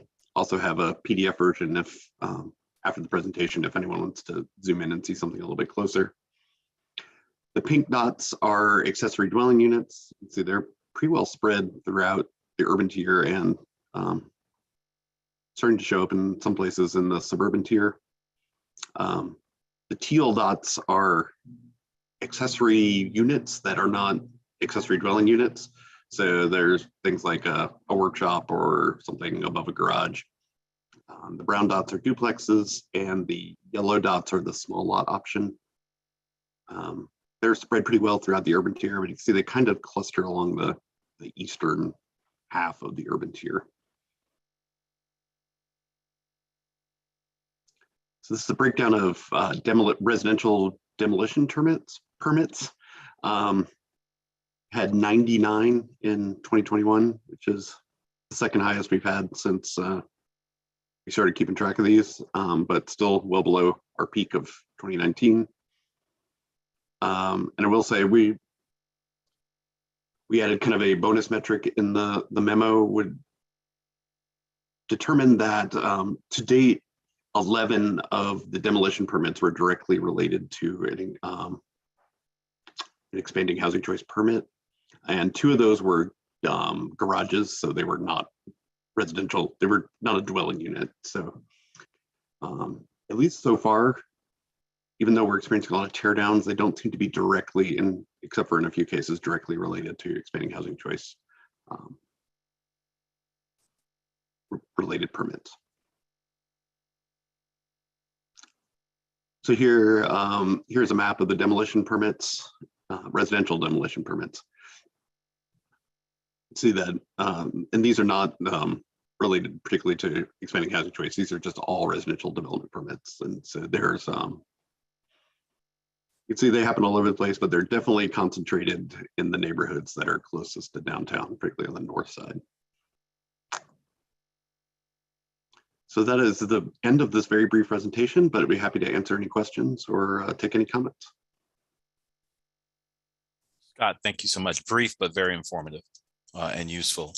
Colleagues, floor is open for anyone who has any questions or comments. Chair Amendola. Thanks, Chair. I appreciate these updates and glad that we're keeping track of this. My biggest question is related to duplexes, triplexes, and multiplexes. And it seems like there's been a trend away from that. And I'm curious what, if there's been research done to understand why that is. Some initial hypotheses I have with no research are potentially like is building code requirements for duplexes and higher density structures limiting the feasibility of development. I know some states they have once you hit 3 units are no longer taxed as residential, they're taxed as commercial. I don't know if that's in the case in North Carolina, but sometimes you hit a certain unit threshold and it puts you into a different building code spot or a different tax category. So that's like one set of hypotheses I have. Another set is just like, is it more financially feasible to put 4 single family units on a lot than 2 duplexes? Is there a financial consideration there that we could address? So I'm curious what research has already been done and what hypotheses staff has about that trend. So I admit we have not done detailed research on any of that. Well, I will say for the for 3 or more units, there is state building code requirements that require commercial construction. So that means you have to, it's much more expensive to build them. You could have sprinklers and those sorts of things. And so that's the reason why that was not included. It was only single family and duplex options were included in the expanding housing choice, was because we heard really from the development community that they just can't financially make 3 or 4plex work under the current rules. And so it was not worth the fight that we would probably receive from folks. That doesn't, I mean, we've heard a lot of different opinions throughout the comprehensive plan about this option, or about, allowing more types of units in existing neighborhoods. So that's something we may want to explore some more in the future. But I think for three or more units, that's the key reason right there. I think one of the key reasons why we're seeing so many of the small lot options and not duplexes is because there's just such a strong demand right now for sale housing, either detached or townhouse style. That's just kind of where we're at in the market right now. Why the city council sees 3 or 4 townhouse rezonings every month. So a change in the market could swing that in the opposite direction sometime in the future. Duplexes do not have to follow the commercial code, so they're a whole lot easier to build. And then the third factor, I think, is, so I mean, just the way that kind of capital works in America, It's much easier to get financing for a 300-unit apartment complex than it is for a 2-unit duplex. And so a lot of our rental demand, particularly now, kind of where we're at in Durham, is that it's much easier to get a large apartment complex funded than it is for a small developer to get a small duplex funded, particularly when you're competing for the same renters. So those are my observations. If anyone, particularly the planning director, wants to hop in and say anything else, I'd be happy to hear that.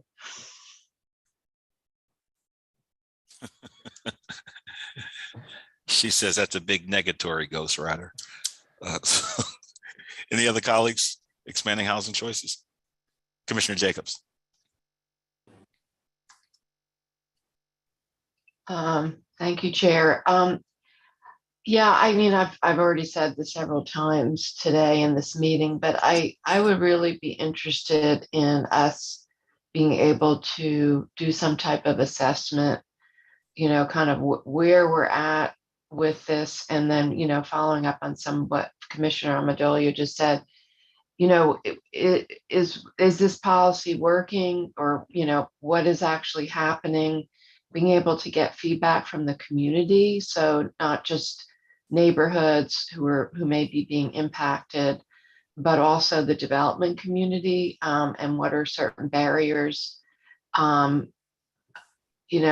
just, and again, I don't know if you all have the capacity within your current bandwidth or in terms of looking at the work plan to allocate resources to do this.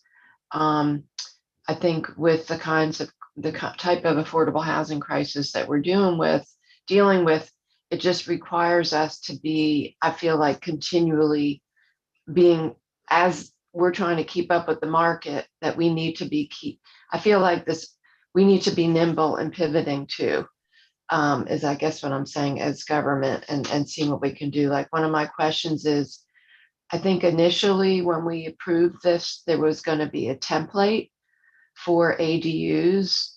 Have we ever developed that template to make it more affordable and easier for residents? Does that exist? No, that does not exist. There was, I think Scott can correct me, but I think there was some potential work that another partner organization was maybe going to help us with that never was able to be realized, in terms of some sort of pattern book. The city of Raleigh has just recently started going down the same path. Surprise, surprise. And they have put out an RFP for architects or designers to design a few prototypes that then, folks would have access to and be able to use to do their own. That's something we can look at. I will tell you, I think that there's a lot of things that were definitely up in the air that we were kind of tracking, like everyone else in this. What we are kind of hearing and seeing depends on which side you're talking to, right?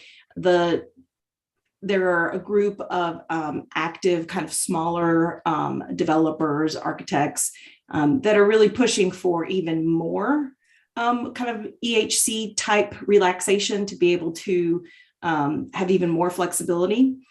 And we've basically said, let's get through the comp plan. Let's see whether what we hear from the community in the comp plan supports going in that additional direction, what people's comfort level is.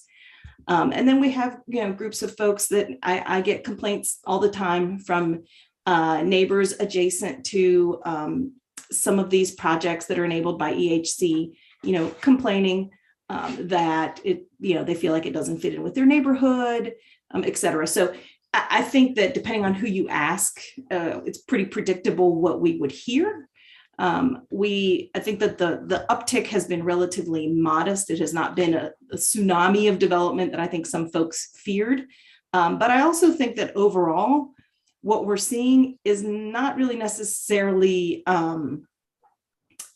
making a huge dent in terms of affordability, right? We're seeing a lot of high-end, top dollar, small houses being built The original thought that less square footage is obviously going to be more affordable. I don't think necessarily contemplated the explosion in our market and our housing prices that would follow in the years after EHC was adopted. I think that maybe would have played out differently had that not happened. But where we are today with the housing market has really skewed that. So it's certainly something that we take under advisement, and we can go back and kind of do a little bit of a regroup and see if we can come up with a plan for, maybe in conjunction with the comp plan. I don't know. I need to talk to the team, and obviously we have a very set schedule to deliver the comp plan. And so I just need to be cautious that whatever we do, there may be a time cost or an impact to the comp plan if we try and add this other deeper analysis concurrently. So I just wanted to share that, and our capacity is limited right now. Right. Well, I hear you. I think I know I would value getting some recommendations, at least from staff. I'm personally interested in what may be of other values of things like ADUs. It may not solve our affordable housing crisis, but it may address things like, multiple generations of families being able to live together, seniors aging in place, creating additional wealth for families, having a source of income. If we had some type of a program where there was, these plans, or even tiny ADUs, prefabs that were affordable for people to do it. I know, I imagine a big barrier for people is all that it takes to design and build an ADU. So if there are other ways for us to look at that. So I still think that that's has a lot of promise. And also I think the building on some of the smaller lots that have a lot of constraints, and as much as we can do to make those developable. Anyway, I hope that we'll dig into this. I know Councilmember Williams and I were last week spending time with one of our colleagues on the Raleigh City Council. They're looking at how they're encouraging even neighborhood commercial with some creative means. So we definitely should be sharing and partnering with our regional neighbors on things, and not having to recreate the wheel on things like that. So I look forward to more conversation about this. Thank you. Thank you, Commissioner. You alluded to Councilmember Williams. Councilmember, I noticed that your hand was up and then down. Did you seek recognition, or were you seeking recognition, or change your mind? I think it was pretty much addressed. I listened to some of the meetings, and it's just so much to catch up on.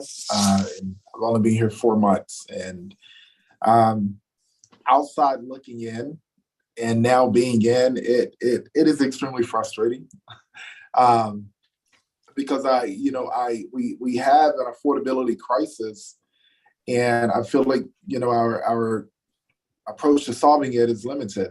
But I'm also going to be limited in my comments because I have a lot to learn. But just looking at it at face value, I keep asking the questions: the policies that we have in place, are they working?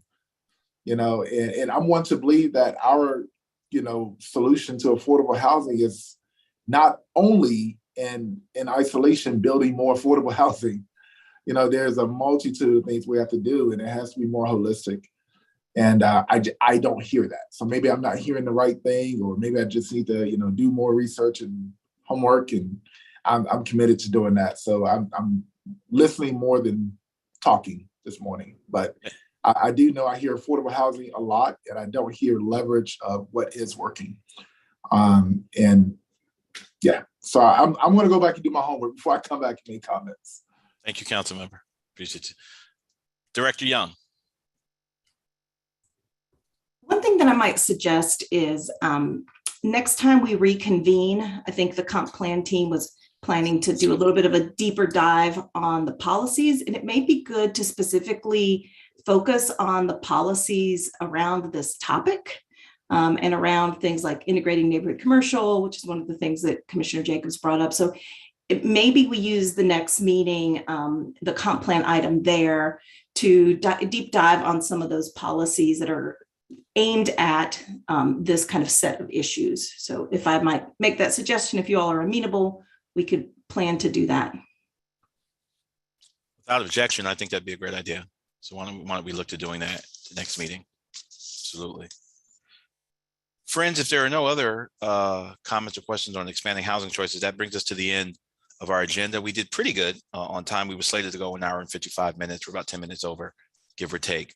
So with that said, thank you all so much for a very good meeting. The time is 11:40 a.m. The gavel is down and we are officially adjourned. Have a great rest of the day. Thank you all.